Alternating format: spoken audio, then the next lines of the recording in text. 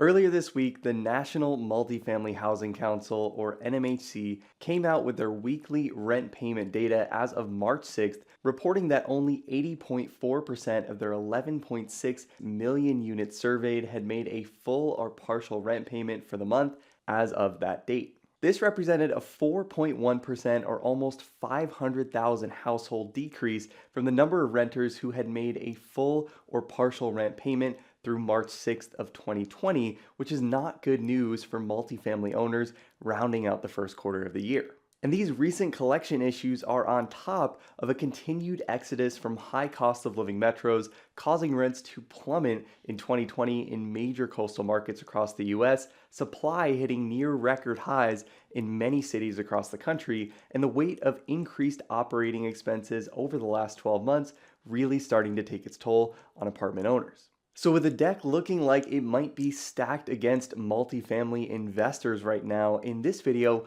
we'll walk through whether or not the worst is likely over for apartment owners, or if there is light at the end of the tunnel heading into the second quarter of the year.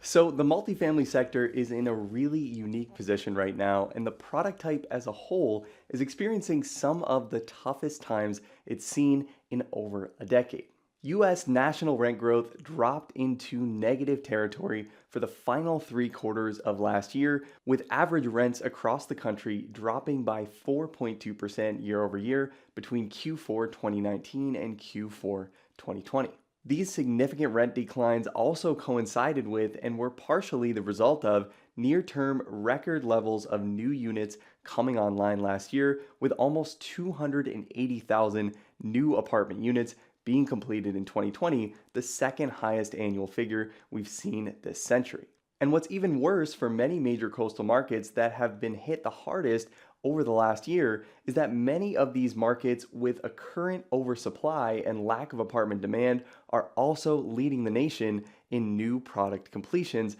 which could spell an even bigger drop in rents in these markets in the very near future. New York, Boston, Washington, D.C., Austin, and Los Angeles all were in the top 10 metros for 2020 multifamily completions according to CBRE data, and each of these metros saw rent declines in 2020 of anywhere from 4.7% all the way up to 9.7% year over year, with Austin recording the lowest figure of these metros and New York recording the highest. And this is all coming at an especially tough time for apartment owners, with people staying home an extra 8 to 12 hours per day on average starting to really take its toll on multifamily operations. Industry-leading multifamily REITs like Mid-America Apartment Communities, Avalon Bay, UDR, and Camden Property Trust all reported seeing mid-single-digit operating expense growth in 2020, with increased operating expense burdens to handle the significant portions of their communities working from home and utilizing community amenities throughout the day much more than they would have before March of 2020. UDR saw the lightest increase in operating expenses of companies on this list at 4.8% year over year between Q4 2019 and Q4 2020, while Avalon Bay saw a 5.8% increase year over year, MAA saw a 6.9% increase, and Camden saw a massive 8.4% increase in property level operating expenses in 2020. Increased cleaning and turnover costs, increased needs for personal protective equipment, and even increased technology-related expenses towards things like virtual tour software or payment processing systems have all increased the overall expense load for multifamily owners at their deals. And when expenses increase by such a wide margin, and with many of these companies having a significant presence in these coastal cities experiencing some of the largest rent declines in the country, this spells lower NOI values for the portfolio overall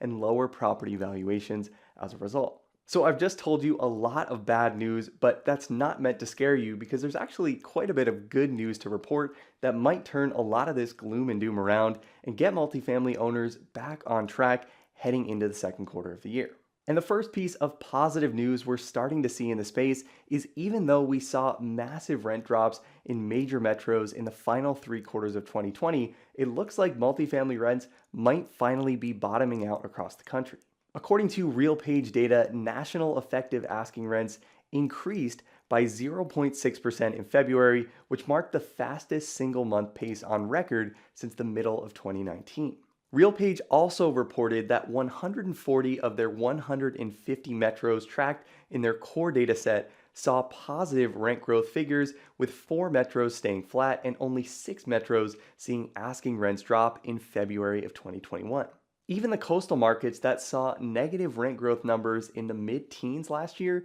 finally started to show signs of life last month, with Boston, Chicago, Los Angeles, and San Jose all seeing 0.6 to 0.7% effective asking rent growth, and even San Francisco, New York, Washington, D.C., and Seattle seeing rent growth figures anywhere from 0.1% to 0.3% in February. And all of this is good news for multifamily owners, but doesn't necessarily tell us why this is happening. And this leads me to my next point, which might very well have something to do with the recent bottoming out of rents, and that is the unemployment figures have been steadily decreasing since April of last year, with more good news potentially on the horizon. Unemployment dropped to just 6.2% in February of 2021, which is down from an April 2020 high of almost 15%, representing 12.9 million jobs recovered since the spring of last year. And in the February 2021 jobs report released last week by the Bureau of Labor Statistics,